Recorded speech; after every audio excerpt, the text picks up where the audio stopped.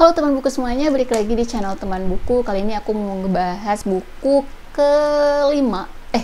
buku ke-7 dan series kelimanya Kisah Tanah Jawa yang judulnya Tikungan Maut. Ini dia bukunya.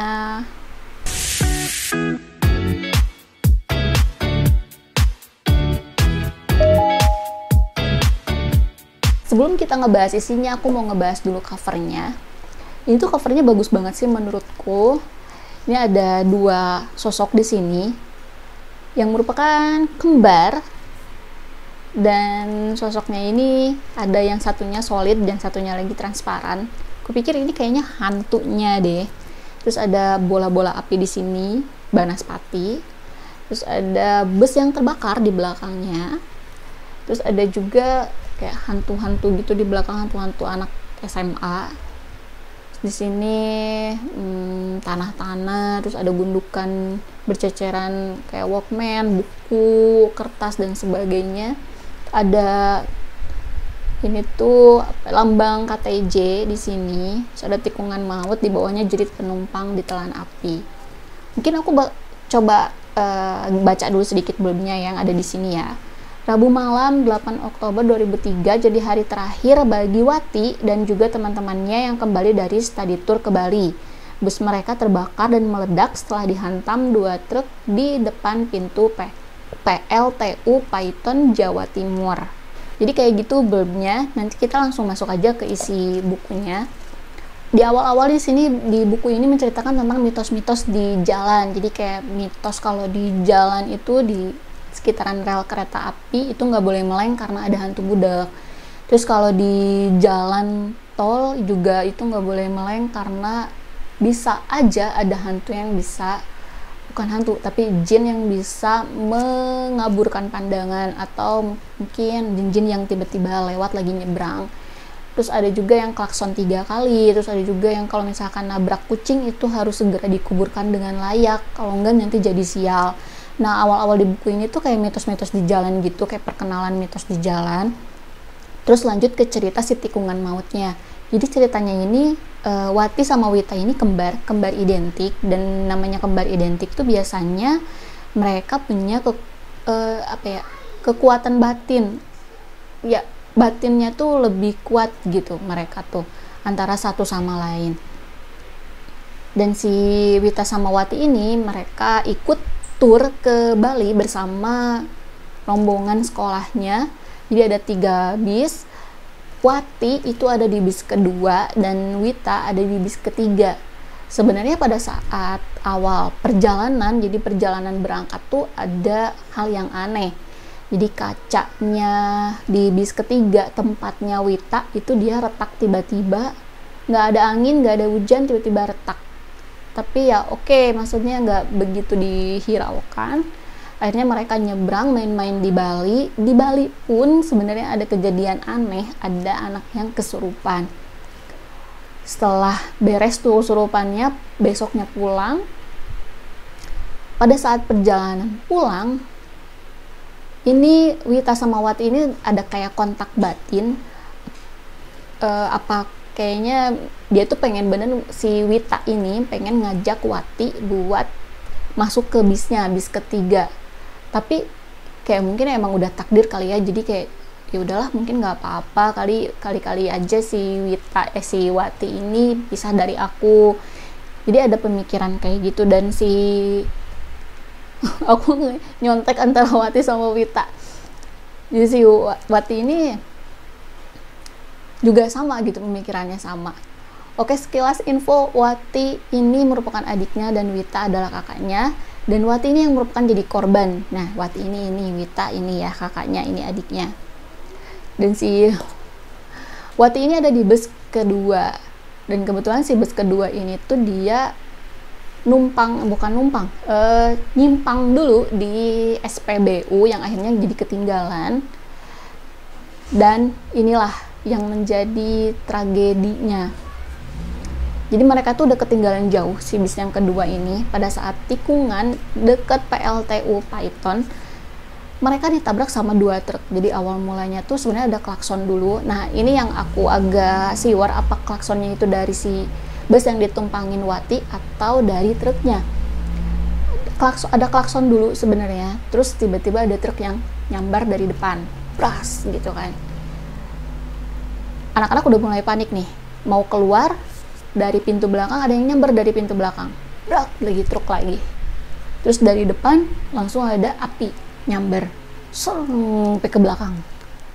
Udah deh kepanggang abis. Sebenarnya yang ada di dalam itu berusaha untuk keluar, cuman di pintu depan udah ada api, di pintu belakang nggak bisa karena pintunya udah ringsek. Terus mereka udah mencoba buat mecahin kaca, tapi nggak bisa juga karena kalau zaman dulu tuh nggak ada, maksudnya di zaman dia ini ya, kejadian ini ya, si busnya ini tuh nggak ada yang namanya buat pemecah kaca atau apar, nggak ada. Jadi ya udah kepanggang gitu aja di dalam. Yang menarik adalah cerita pasca tragedinya. Jadi ini tuh ceritanya tuh kayak dibulak-balik antara masa lalu sama masa depan. Aku juga sebenarnya sempat bingung karena ini kembar ya, jadi itu sebenarnya korbannya Wati apa Wita sih? Wati apa Wita sih gitu. Walaupun di sini dituliskan Wati sebagai korban, tapi tetap aja gitu. Wati apa Wita sih? Wati apa Wita sih? Kayak suka kayak gitu pas bacain itu. Jadi tuh menurutku dari kelima series, selain yang menarik itu buat aku cerita Bang Gaib sama dokter, ini juga menarik. Dan yang paling spesial itu adalah ini ya, kertas bukunya. Seperti yang kalian ketahui, buku-bukunya Kisah Tanah Jawa itu pasti ada ilustrasinya. Nah, yang bikin aku kaget, ini tuh kertas yang dipakai itu beda banget sama yang sebelumnya. Kalau sebelumnya kan kertas, emang kertas khusus buku yang coklat itu loh, yang agak kecoklatan.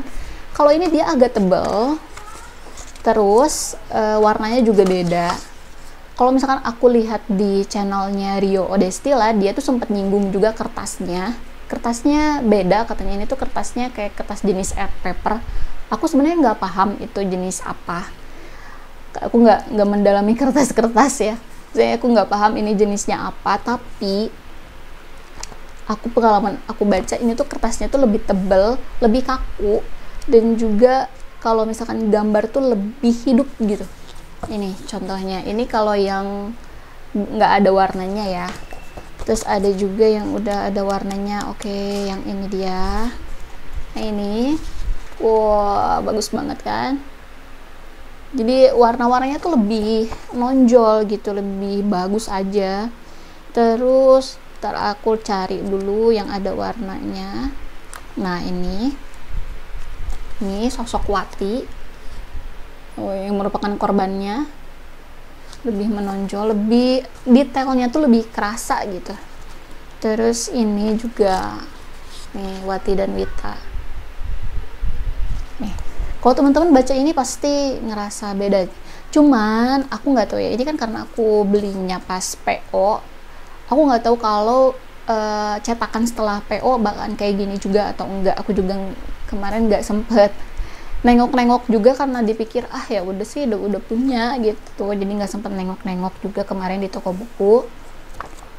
Ya ini menurut aku pengalaman baca pertama itu asik karena kertasnya beda, jadi benar-benar disesuaikan. Appreciate banget sama Gagas Media, akhirnya bisa membuat buku Kisah Tanah Jawa ini lebih spesial. Terus soal bahasa tulisan, ini yang nulis adalah Deli Putra. Sebenarnya aku lebih suka penulisnya itu Mas Genta, Bonaventura Genta.